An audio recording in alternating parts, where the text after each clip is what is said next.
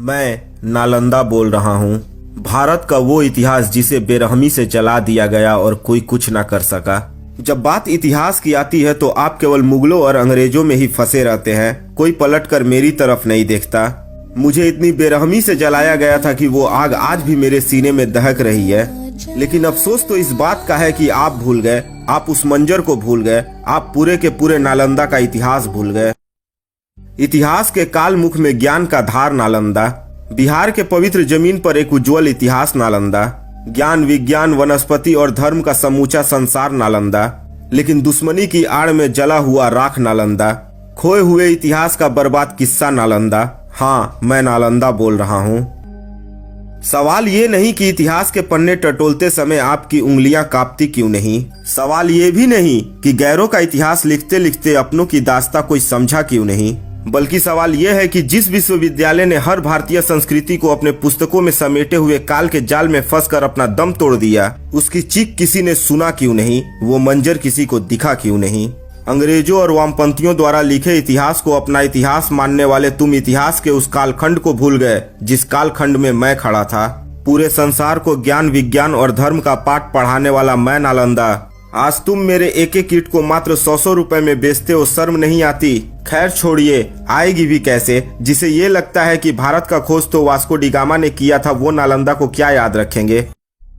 मुझे दुख इस बात का नहीं है कि खिलजी ने महज अपनी सनक के बल पर मुझे जलाकर खाक कर दिया। मुझे दुख इस बात का भी नहीं है कि खिलजी ने चारों ओर कत्लेआम मचा दिया था, बल्कि मुझे तो इस बात का दुख है कि जिस खिलजी ने बिहार की छाती पर चढ़कर मुझे रौंद डाला, उस बख्तियार खिलजी के नाम पर मेरे ही बिहार में स्टेशन बनाकर उसे कौन सा सम्मान दे रहे हो।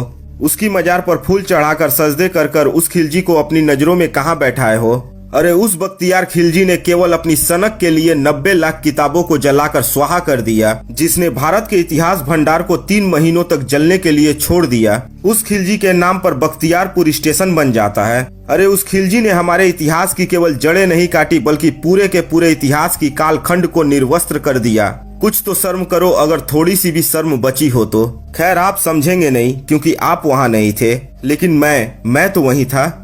मेरी ही ठंडी छांव में 10,000 छात्र और 2,000 शिक्षक रहते थे। अरे कैसे भूल सकता हूँ वो काला दिन जब 200 घुड़सवार आए और निहत्थे छात्रों पर कोहराम बनकर बरस पड़े।